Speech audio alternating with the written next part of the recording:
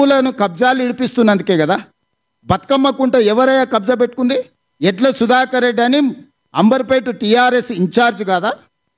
చంద్రశేఖరరావు పోతే హెలికాప్టర్లో పూల వర్షం కురిపించిండని నజరాని కింద బతుకమ్మ కుంట ఎడ్ల సుధాకర్ రెడ్డి కట్టబడితే మెడల మీద 4 దెబ్బలు కొట్టి మొత్తం అవతల పడేసి ఇవాళ హైడ్రా కాలు చేసి బతుకమ్మ కుంటను పునరుద్ధరించి మొన్నటి బతుకమ్మ అక్కడ మేము పండుగలు జరిపినాం.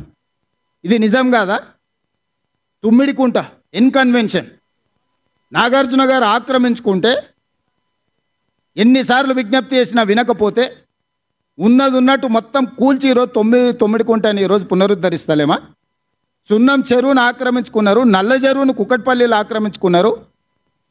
ఇట్లాంటివి ఎన్నో చెరువులను మీరే కదా. బేగంపేటలో ఒక మొత్తం 30 కాలనీలు మునిగిపోయేటట్టు 100 మీటర్లు ఉన్న మూసిని మన నాలాన్ని ఆక్రమించుకొని కడితే కూలగొడితే నిన్న మన పాలాభిషేకాలు చేస్తలేరా? ఈరోజు చెరువును ఆక్రమించుకుంటే తొలగించినము. చెరువులు ఆక్రమించుకునే దాంట్లో పెద్దోళ్ళే కాదు, ఎవరైనా తెలియని అమాయకులు పేదవాళ్ళు ఉంటే వాళ్ళకి కొంత కష్టం వచ్చి ఉండొచ్చు.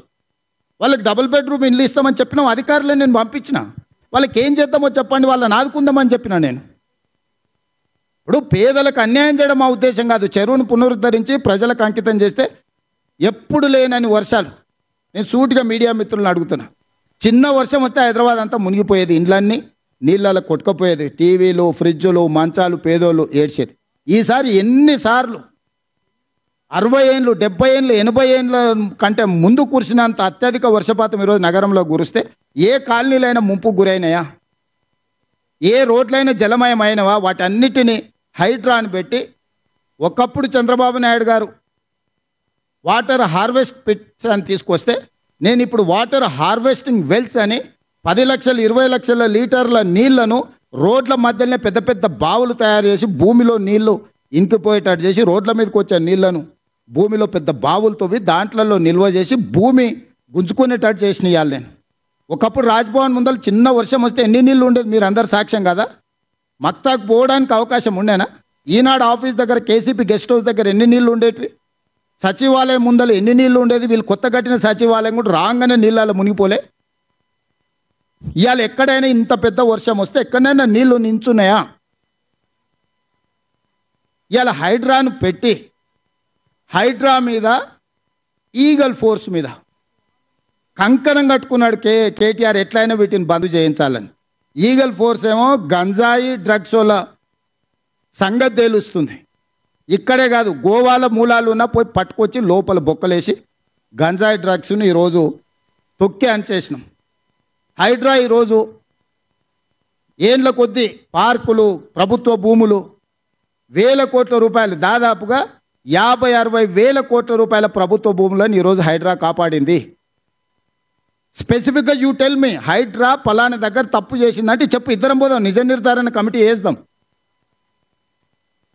వద్దా అనేది ఏంది అంటే పార్కులు కబ్జా కావాలి, చెరువులు కబ్జా కావాలి, నాలాలు కబ్జా కావాలి, హైదరాబాద్ నగరం మునిగిపోవాలి, నీ స్వార్థం నిండాలి, నీ అవినీతి సొమ్ము పండాలి. ఇదేనా జీవితకాలం? ఇంతేనా? ఎంత సంపాదించుకుంటావు?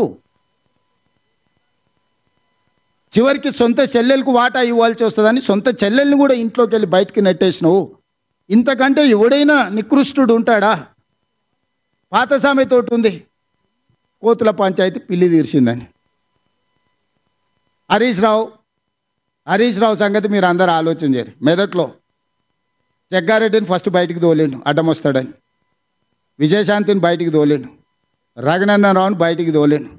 రాష్ట్రంలో దేశని చిన్నమాలయని కావచ్చు, సమరసింహారెడ్డిని కావచ్చు, ఆలయ నరేంద్రని కావచ్చు, మొన్నటి ఈటెల రాజేందర్ కావచ్చు, ఈ పార్టీని కబలించాలి అనుకుంటే కేసీఆర్ కుటుంబానికి అండగా నిలబడేటోళ్ళందరినీ సాపు పట్టుకుంటూ వచ్చిండు. అజయ్ దేవ్గన్తో సినిమా ఉంటుంది కాలని, కొంతమంది మిత్రులు అడవిలోకి పోయి తిరగడానికి పోయి దారి తప్పుతారు. అడవిలో నాకు అన్ని దారులు తెలుసు మీకు చూపిస్తారా అని ఒక ఆయన వస్తాడు, ఆయనే అజయ్ దేవ్గన్ కాల్ సినిమాలో. వాళ్ళకి దారి చూపించుకుంటూ ఒకనొకని మింగేస్తుంటాడు. వాళ్ళకి తెలియదు దయ్యం తింటుంది అనుకుంటారు. చివరికి అర్ధరాత్రి పూట బావిలో నీళ్లు తోడడానికి వచ్చినప్పుడు వీడు నేను తోడిస్తే దాని వస్తాడు. తోడితే చూస్తే వీడి నీడగా అనిపిస్తుంది కానీ వాడి నీడగా అనిపిస్తుంది. అప్పుడు గుర్తుపడతాడు, ఓహో దయ్యం ఇది ఉందని. పక్కనే వండుకుంటూ ఒకనొకని మింగుకుంటా పోతుంటాడు కాల్ సినిమాలో అజయ్ దేవగన్.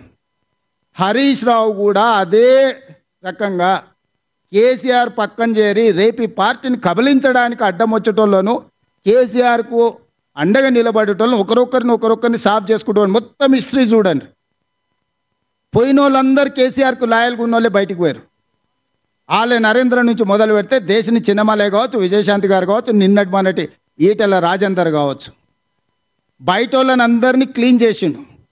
ఇంట్లో కేటీఆర్ కవిత కలిసి ఉంటే తిరుగుబాటు జరిగినప్పుడు వాళ్ళిద్దరు ఒకటి ఉంటే సమస్య అవుతుందని ఇద్దరి మధ్యలో పెట్టి కవితను కూడా బయటికి దొప్పించిండు హరీష్. వీడు ఉత్త సోంబేరోడు, మీకు తెలుసు కదా. కేసీఆర్ గారు ఆరోగ్యం బాగాలేదు, వీనికి తలకాయ బాగాలేదు, ఆలోచనలు బాగాలేవు. ఇంకా హరీష్ దేవుంది ఒకటే స్టెప్, ఇంకా ఒక ఫైనల్ ఏమంటారు, ఇంకొక అడుగు ఉంది గంతే.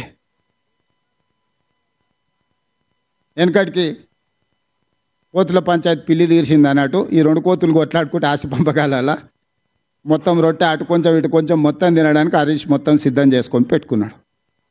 వీళ్ళ తెలంగాణ రాష్ట్రాన్ని కాపాడేది, వీళ్ళ తెలంగాణ రాష్ట్రానికి ప్రతినిధులు, వీళ్ళ ఈ నగరానికి భద్రత కల్పించేది, వీళ్ళ ఈ నగరాన్ని అభివృద్ధి చేసేది, వీళ్ళ సమన్వయము, ఈ బ్యాడ్ బ్రదర్స్ సమన్వయము మెట్రో ఆపడానికి, మూసీ ఆపడానికి, రీజనల్ రింగ్ రోడ్ ఆపడానికి, రేడియల్ రోడ్స్ ఆపడానికి, ఫ్యూచర్ సిటీని ఆపడానికి, వరంగల్ ఎయిర్పోర్టును ఆపడానికి, ఆదిలాబాద్ ఎయిర్పోర్టును ఆపడానికి, వీటిని ఆపించడానికి బ్యాడ్ బ్రదర్స్ కోఆర్డినేషన్ ఏంది?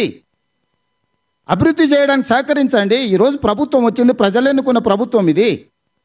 మేమేం మీ ఆస్తి అడగడం లేదు కదా.